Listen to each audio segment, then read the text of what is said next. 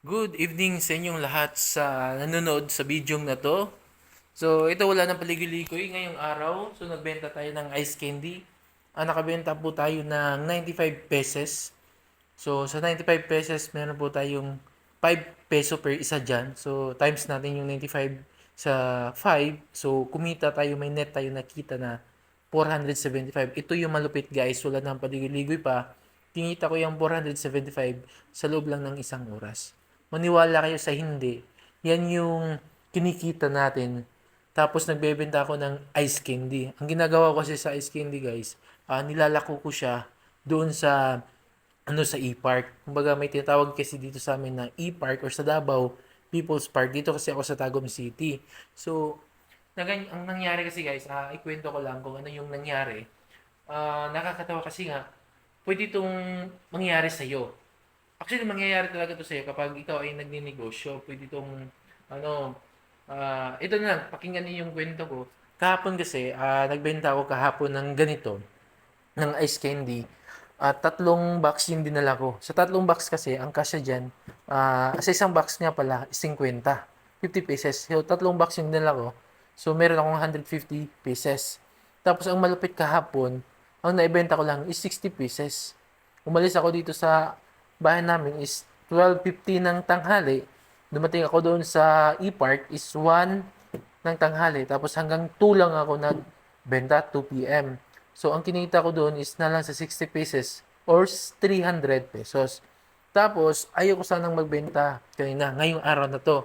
Kasi nga, kumbaga na negative ako kasi yung kinikita natin kahapon is 300 lang. Kumbaga, hindi naman nag-negative, kumbaga nag-drain din yung katawan ko kasi nga 3 araw na ako straight na naglako ng aking ice candy. So, naisipan ko kanina, what if kaya mag-relax muna ako kasi nga nakakatamad, tapos drain na, tapos nangalay na yung ano ko, binti ko, tapos nakakapagod din kaya naisipan kong mag-relax. So, mag-relax. So, ang ginawa ko, ah, yun lang, ayoko na sanang magbenta. Kaya lang, mas nakakatamad kapag, pasensya na kasi umulan na, sana mapakinggan nyo ng maayos. Ah, ayoko na sanang magbenta kasi nga, gusto ko munang mag-relax. Kasi today, Friday, tapos bukas Saturday, bukas na sana ako magbenta. Ngayon, ang nangyari, habang tinatamad ako dito, kumbaga nakahiga lang ako ng ano, 9 AM hanggang 12 noon. Nakahiga ako, tapos cellphone lang ako. Naisipan ko mas nakakatamad pala pag walang ginagawa. So, I decided na pagdating ng alauna, ito yung nakakatawa guys, pagdating ng alauna, nag-decide na ako na kailangan ko magbenta. Sabi ko may oras pa naman, alauna. So tamang-tama to. Hindi ako naligo guys. Ito yung malupit. Hindi ako naligo. Kumbaga, amoy pawis ako. Hindi na ako naligo kasi nga hinahabol ko yung oras na kailangan 2 p.m. Nandun na ako sa venue na para ilalako ko to yung ice candy. So, ito yung malupit. Ah, umalis ako dito ng 1:50 ng tanghali. Dumating ako sa venue ng 2. So, nilako ko siya. Nilako ko siya ng 2 p.m. hanggang 3 p.m. Maniwala kayo sa hindi.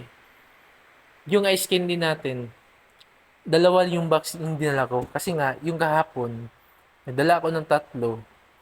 Ang naibenta lang natin is, sa 150 pesos na dala ko, is ang nabenta lang natin is 60 pesos.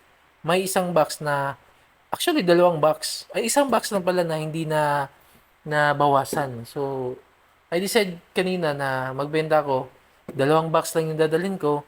Tapos, tig 50-50. So, 100 pesos. So, yun. Good news. Kasi nga, 95 pesos yung naibenta natin.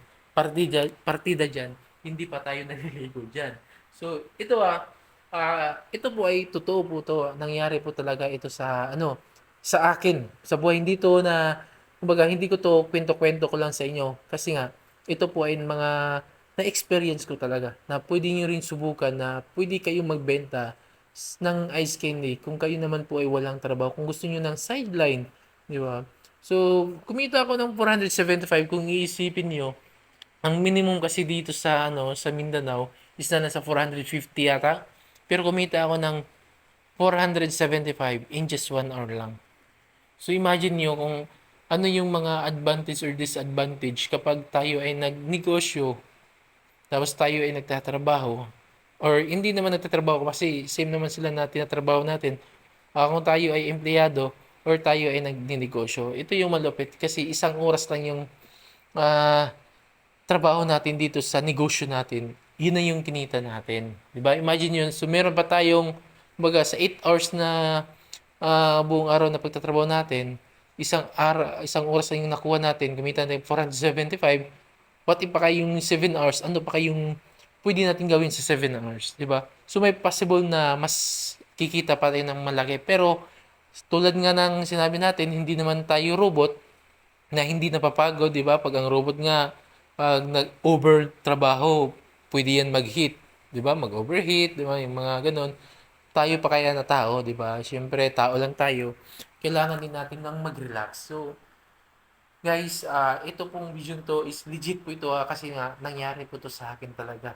Hindi po ito na sinishare ko sa inyo na haka-haka lang, kwento lang, kundi based on my experience po talaga na pwede niyong gawin dyan kasi nga dito sa lugar natin may kita. Hindi natin kailangan umalis sa lugar natin para pumunta ng ibang bayan, pumunta dito para kumita.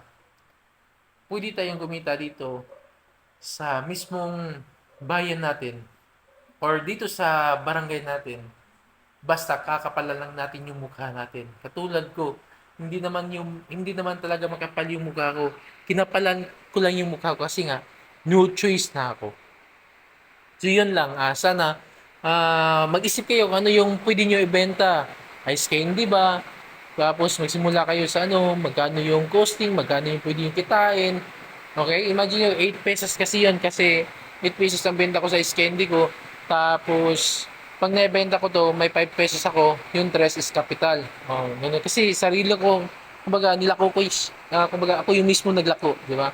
Kung iiwan ko to sa mga karinderya, 8 pesos yan. Kapag naibenta nila yung isa, may 2 pesos sila.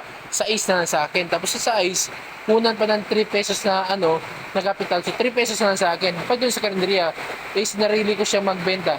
Ako mismo yung naglako. Diba? So mas maganda. So hanggang dito lang muna guys. Sana nakasubscribe ka kasi marami pa tayong mga social experiment kung kikita ba tayo ng malaki sa negosyo natin kapag sinipagan natin. Okay? So yun lang muna. Approve muna.